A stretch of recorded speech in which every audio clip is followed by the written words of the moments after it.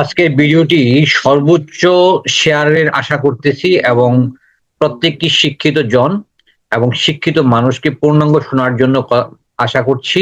এবং আমার থাম্বনেইল দেখেই বুঝতে পারছে যে আজকে কি বিষয় নিয়ে কথা বলবো। এটা সর্বোচ্চ শেয়ার চাই, যারা দেখবেন এবং শেয়ার করবেন এবং এটা নিয়ে চিন্তা ভাবনা করবেন আগামীর ভবিষ্যতের জন্য।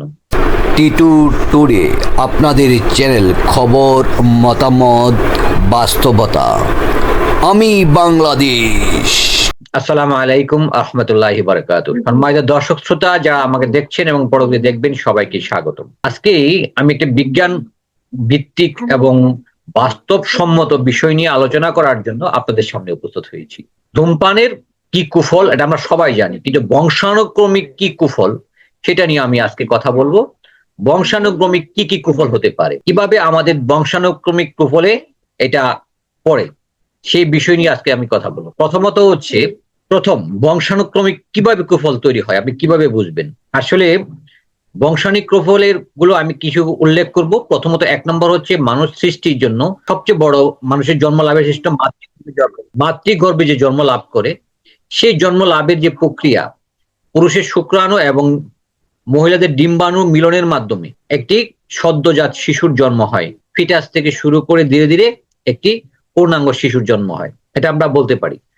আসলে এখন ধূমপান কিভাবে একটা শিশুর ভবিষ্যৎ বংশাণু প্রক্রিয়ায় ইফেক্ট করে, ক্ষতি সাধন করে, সেই জিনিসটা আমি বলবো। প্রথমত আমি আপনাকে বলিনি কি ক্ষতি সাধন করে। একজন ধূমপায়ী পিতার সন্তান তার চেয়ে কম বুদ্ধি সম্পন্ন হয়, মানে তার চেয়ে মেধা কম হবে। কিভাবে হবে তার একটা বর্ণনা আমি দিচ্ছি। বিজ্ঞানবিদ আমরা জানি যে ইসলাম এবং বিজ্ঞান অলরেডি প্রমাণিত যে একটি শিশুর বংশানুক্রমিক হয় পিতৃতান্ত্রিক কেন হচ্ছে, ইসলাম বলছে তার একমাত্র কাজ একটা শিশু তার মস্তিষ্ক পায় তার পিতার, তার হার্ট পায় তার পিতার, তার রক্ত পায় তার পিতার এবং তার লাং পায় তার পিতার। বাদ বাকি সব অংশ মায়ের থেকে সৃষ্টি হয়। এটা হচ্ছে বিজ্ঞানিকভাবে প্রমাণিত। এই জিনিসগুলো যদি পাই, আমরা কিভাবে আমাদের সিগারেট বা ধূমপান আমাদের একজন পুরুষের তার বংশানুক্রমে তার সন্তানকে কিভাবে ক্ষতি করছে। আপনি যদি সন্তানিক ক্ষতি না চান, আজই আপনি ধূমপান ছেড়ে দিবেন। কিভাবে ক্ষতি করছে দেখুন। প্রথমত হচ্ছে যে সে যখন সিগারেটটা খায়, আপনি দেখবেন সিগারেট যারা খায় তারা প্রচন্ড সিগারেট না খেতে পারলে অস্থির হয়ে যায়, তার মাথায় কাজ করে না। সিগারেটটা খেলে মাথায় কাজ করে। মূলত হচ্ছে আমাদের দেহে 40-এর অধিক নিউরো ট্রান্সমিটার আবিষ্কার হয়েছে। এর মধ্যে অন্যতম আজকে আমি দুটা নিউরো ট্রান্সমিটার নিয়ে কথা বলবো। দুটা নিউরো ট্রান্সমিটার নিয়ে কথা বলবো। একটা হচ্ছে গাবালিন আর একটা হচ্ছে হিপ্পোক্যাম্পাস। হিপ্পোক্যাম্পাস হচ্ছে শর্ট টার্ম মেমোরিকে লং টার্ম মেমোরিতে পরিণত করে। এই ধরনের নিউরো ট্রান্সমিটার বলে হিপ্পোক্যাম্পাস। হিপ্পোক্যাম্পাসের কাজ হচ্ছে আমরা সহজভাবে যা দেখি বা শুনি, সঙ্গে সঙ্গে এটাকে দীর্ঘ সময় করার জন্য হিপ্পোক্যাম্পাস কাজ করে। আপনি জিনিস খেয়াল করবেন, যারা সিগারেট খায়, সিগারেট খাওয়ার পরে কোনো কাজ দ্রুত তারা করতে পারে এবং দ্রুত স্মরণ করতে পারে, কিন্তু সিগারেট যদি যারা নিয়মিত খায়, তারা যদি হঠাৎ করে সিগারেট না খায়, তার মাথায় কোনো কাজ করে না। সিগারেট খাওয়ার পরই তার কাজটা করে। কারণ হিপ্পোক্যাম্পাসটাকে কাজ করার জন্য আরেকটি নিউরোট্রান্সমিটার আছে গাবালিন। এই গাবালিনের কাজটা হচ্ছে এই হিপ্পোক্যাম্পাসকে প্রেসারাইজ করা। তিনি প্রেসার দিবে যে তুমি দ্রুত এটা শেষ করো। তো হিপ্পোক্যাম্পাস এবং গাবালিন পরস্পরের তাতে সহযোগী হিসেবে নিউরোট্রান্সমিটার কাজ করে। আর নিউরোট্রান্স কাজ কি? একটি সংবেদনশীল, আমরা জানি, সবাই এটা জানি, একটি সংবেদনশীল। আমার পায়ে একটা টাচ লাগলো, আমার মস্তিষ্কে আসবে পায়ের কোন অংশে টাচ লাগছে। সংবেদনশীল তন্ত্রকে বলা হয় নিউরোট্রান্সমিটার, নিউরন। এই নিউরনের যে মাধ্যম দিয়ে সংবেদনটা পৌঁছায়, এদেরকে বলা হয় নিউরোট্রান্সমিটার। আমি যেটা বললাম যে হিপ্পোক্যাম্পাস যখন আমাকে শর্ট টার্ম মেমোরিকে লং টার্ম মেমোরিতে পূরণ করে, সেই কাজটাকে বেশি পরিমাণ করার জন্য গাবালিন কাজ করে। এই গাবালিনের কাজ কি? যখন আমি গাবালিন যেন সিগারেট খাই, প্রচুর পরিমাণ গাবালিন নিঃসৃত হয়। এটা হচ্ছে যার কারণে যারা ছাত্র আছে, স্টুডেন্ট আছে, অনেকে মনে করতে পারে আমি গাবালিন নিঃসৃত করছি, প্রচুর পরিমাণ ব্রেনকে প্রেসার করছি। সেই প্রেসারের ফলে তারা গাবালিন থেকে হিপ্পোক্যাম্পাসের প্রেসারের কারণে আমাদের লেখাপড়া এবং কাজকর্মে দ্রুত তড়িৎগত হয় এবং ভুল হয় না। সেই জিনিসটা আমাদের যখন আমরা করছি, যখন এইটা হয়, তখন আমার মেমোরিতে এটা ইফেক্ট করে। আমরা আগেই বলেছিলাম যে ইসলাম এবং বিজ্ঞানে অলরেডি প্রমাণিত যে শুক্রাণুতে 4টা উপাদান পিতা থেকে পায়। একটা হার্ট, লাং, তারপর হচ্ছে মেমোরি এবং রক্ত। আমরা এটা কিভাবে প্রমাণ করব? দেখুন, এটা খেয়াল করুন, শুক্রাণু যে জীবন আছে সেটা বিজ্ঞান সম্প্রতি প্রমাণ করেছে। সেই বিজ্ঞান, আমরা যে বিজ্ঞান প্রমাণ করেছে শুক্রাণুতে জীবন আছে। এই জীবনটা কি? জীবনের মানেটা হচ্ছে যে শুক্রাণু দৌড়াতে পারে, সাঁতার কাটতে পারে। তার চোখ নেই, আমরা জানি, সে অন্ধ। কারণ একসাথে কোন কোন মতে যে 20 কোটি পর্যন্ত শুক্রাণু মাতৃগর্ভে দেওয়া থাকে, যে ডিম্বাণুর জন্য দৌড়ায়। এর মধ্যে 3 থেকে 400 সাঁতার কাটতে কাটতে দৌড়ায়, বাদ বাকিগুলো রাস্তায় মারা যায়। একটা বা দুইটা, একটা সফল হয় বা অনেক সময় দুইটা সফল হয় শুক্রাণু, এটাকে বলা হয়। এই শুক্রাণু যে সফলতা হয়, যে দৌড়ায়, দৌড়ানোর মানে কি? তার জীবন আছে। জীবন মানে কি? লাইফ সাইকেল আছে সেখানে। তাহলে অবশ্যই তাকে শ্বাস প্রশ্বাস নিতে হচ্ছে, হার্ট আছে এবং তার হৃৎপিণ্ড আছে, এবং দৌড়ানোর জন্য তার একটা বুদ্ধিবৃত্তিক আছে, মেমোরি আছে, এবং ভিতরে যে রসটা আছে এটাকে রক্ত বলা হয়। এই 4টা বিষয় আপনারা খেয়াল করেন। আমি সংক্ষেপে বলছি, এটা বিজ্ঞানী থিওরিতে আরো বিশদভাবে আছে। আমি এই 4টাকে উপস্থাপন একভাবে করলাম। তারপর আপনি যখন শুক্রাণুটাকে এই যখন ডিম্বাণুর সাথে মিলিত হচ্ছে, সেটা করে শুক্রাণুটা কোথায় থেকে আসছে?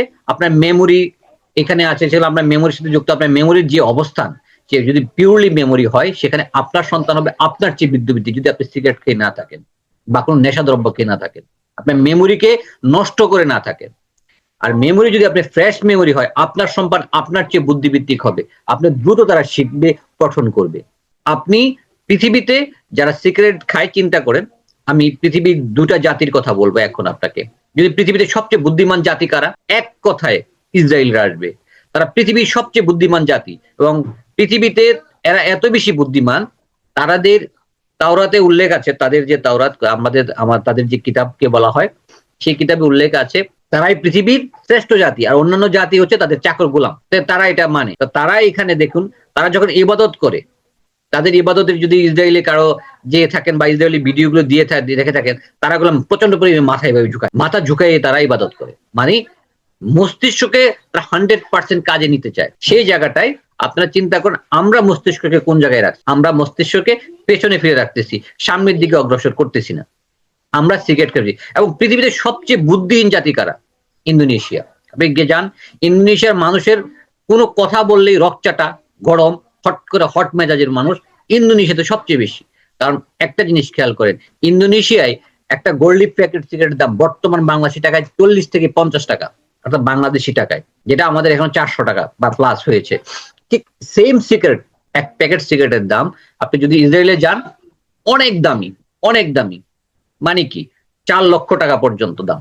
তাহলে আপনি চিন্তা করেন, আপনি 4 লক্ষ টাকা দিয়ে কয়টা সিগারেট কিনে খাবেন? আর আপনি যদি 40 টাকায় কয়টা সিগারেট কিনে খাবেন? বর্তমান দেখা যাচ্ছে বাংলাদেশে 20 টাকায় একটা গোল্ড লিফ সিগারেট খায়, একসময় আমি দেখতাম 2 টাকায় খাতো। সুতরাং এই জিনিসটা যদি আপনি নিজেকে নারিশ করেন, নিজেকে দেখেন, বাস্তবতা করে, তাহলে কি হলো? আপনি আলোচনা করে দেখেন, বর্তমান বিশ্বের প্রেক্ষাপট দেখেন। আমি প্রমাণ দিতে পারবো না এত, কারণ আমি বিজ্ঞানী নই। আমি শুধু বাস্তববাদিতা এবং প্রমাণের উপর ভিত্তি করে বাস্তব প্রমাণগুলো উপস্থাপন করলাম। যারা বিজ্ঞানী আছে এটা প্রমাণ করে, তারা অলরেডি জানে, কিন্তু তারা প্রকাশ করে না। দেখেন, তারা সিগারেট খাওয়া থেকে, ধূমপান থেকে, আপনি নিউজিল্যান্ডে যান, তারা উন্নত জাতি, অল্প কিছু মানুষ, এত উন্নত, এদের 18 বছর পর্যন্ত সিগারেট খাওয়া নিষিদ্ধ করে দেওয়া হয়েছে। এই যে একটা সিস্টেম সারা পৃথিবী চলে, ধূমপান কি ক্ষতি করছে একটা চিন্তা করে দেখেন। সুতরাং আপনার সন্তানকে যদি আপনি মনে করেন আপনার চেয়ে বুদ্ধিবৃত্তিক বানাতে চান, আপনার সন্তানকে সঠিক পথটা চান, আপনি অবশ্যই সিগারেট ত্যাগ করবেন এবং মাদক ত্যাগ করবেন। মাদককে ত্যাগ করবেন, মাদককে না বলবেন। আমি আজকে সিগারেটের যে বংশানুক্রমিক যে ক্ষতি, সন্তানের যে ক্ষতি, সেটা বললাম পুরুষের ক্ষেত্রে। মেয়েদের ক্ষেত্রে কি হয়? যেসব মেয়ে সিগারেট খায়, এদেরকে দেখবেন যারা সিগারেট বা ধূমপায়ী, এদের সন্তান ধারণ ক্ষমতা কমে যায়, ওভারিসে প্রবলেম হয়। এটা আমার কথা না, যারা গাইনোকোলজিস্ট আছে তারাও ভালো করে জানে। আপনি আপনার পার্শ্ববর্তী কোনো গাইনোকোলজিস্টকে জিজ্ঞেস করতে পারেন, একজন মেয়ে যখন সিগারেট খায় তার ওভারিজে কি কি প্রবলেম হয়, ওভামসে কি প্রবলেম হয়, কিভাবে ডিম্বাণু কেন প্রস্ফুটিত হয় না, যেমন পিএমএস যেটা, সেটা কেন ঠিক মতো হয় না, এই যে অনিয়ন্ত্রিত, এবং কেন সন্তান ধারণ ক্ষমতা কমে যাচ্ছে মেয়েদের, কেন হচ্ছে? এই মাদক সেবনের কারণে। আজকে আমি সিগারেট নিয়ে কথা বলবো এই পর্বে। আমি ধূমপান এবং মাদক এই বিষয়টা নিয়ে আমি দ্বিতীয় পর্বে আমি গাঁজা নিয়ে আপনাদের সাথে কথা বলবো। আজকে শুধুমাত্র সিগারেট নিয়ে কথা বলছি। আপনাদের যদি ভালো লাগে আমাকে কমেন্টস করে জানাবেন। আমার ফোন নাম্বার হচ্ছে 01788187720। এই নাম্বারে হোয়াটসঅ্যাপ, উইচ্যাট আপনার আমার কাছে আছে, সরাসরি যে কোনো এই বিষয়ে প্রশ্ন করতে পারেন এবং আমি আপনাদেরকে উত্তর দেব সরাসরি। এবং যে সকল বিষয় আপনাদের সাথে সম্মুখে দেখছেন, ভাবছেন, এবং আমি দ্বিতীয় পর্বটাও করতে চাই আপনাদের উৎসাহে এবং প্রেরণায়। সুতরাং ধূমপান পরিহার করুন, আপনার বংশ পরবর্তী বংশকে আপনার চেয়ে উন্নত জীবন দান করুন। এই কথা বলে এখানে শেষ করছি। আসসালামু আলাইকুম।